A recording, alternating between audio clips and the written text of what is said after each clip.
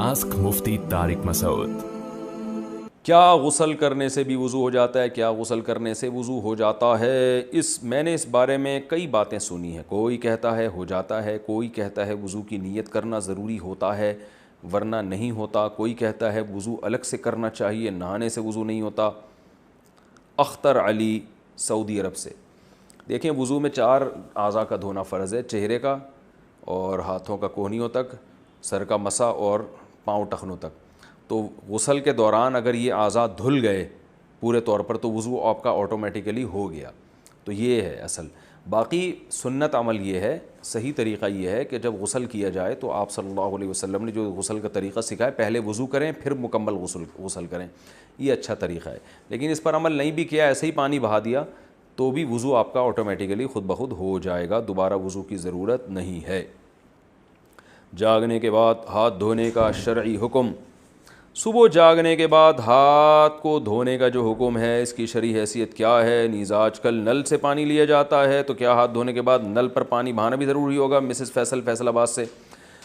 رسول اللہ صلی اللہ علیہ وسلم نے فرمایا: اذا استيقظ احدكم من منامه فلا يغمسن يده في الاناء حتى يغسلها ثلاثا فانه لا يدري اين باتت يده غدا. کہ آپ صلی اللہ علیہ اين باتت يده بلمس، کہ جب تم میں سے کوئی شخص جاگتا ہے تو اپنا ہاتھ برتن میں ہرگز نہ ڈالے جب تک 3 دفعہ دھو نہ لے، کیونکہ اس کو پتہ نہیں ہے کہ اس نے ہاتھ نے رات کہاں گزاری ہے. رات کو گندگی بھی لگ سکتی ہے ہاتھ کے اوپر. تو وہ ہے بالٹی میں ہاتھ ڈالنا، کیونکہ بالٹی میں ڈالیں گے تو پانی ناپاک ہو جائے گا. برتن سے مراد یہ پانی کا برتن. تو آج کل جو نلکے ہیں تو اس سے ہاتھ دھو لیں تو وہ تو بہت اچھا ہو جائے گا. باقی یہ کہ نلکے کو بھی ہاتھ سے دھونا ضروری ہے، دھو لیں تو کیا جا رہا ہے، تھوڑا سا چلو لے کے نلکے کے اوپر ڈال دیا. تو اس میں البتہ وہمی نہ بنے، کیونکہ پھر وہ جہاں جہاں جیسے کرونا وائرس پھیل رہا ہے نا، تو ایسے لوگ سمجھتے ہیں ناپاکی بھی پھیلتی ہے. تو اتنے پاگل ہو جاتے ہیں لوگ اس معاملے میں کہ وہ ایک صاحب نے بتایا کہ میں جب وہ اپنے کپڑے واش روم میں دھوتا ہوں تو چھینٹ پڑتی ہے، تو چھینٹ پڑنے سے وہ کپڑا ناپاک، تو جب میں اس کپڑے کو اٹھاتا ہوں تو میرا ہاتھ ناپاک، تو جب میں نلکے کو لگاتا ہوں تو نلکا ناپاک، پھر میں نلکے کو جب پانی سے دھوتا ہوں تو اس دوران اگر میرا کہیں ہاتھ لگ گیا تو پھر اس کو بھی دھونا پڑتا ہے، پھر وہ دروازے کا کنڈے کو بھی دھوتا ہوں جس کو ہاتھ لگا.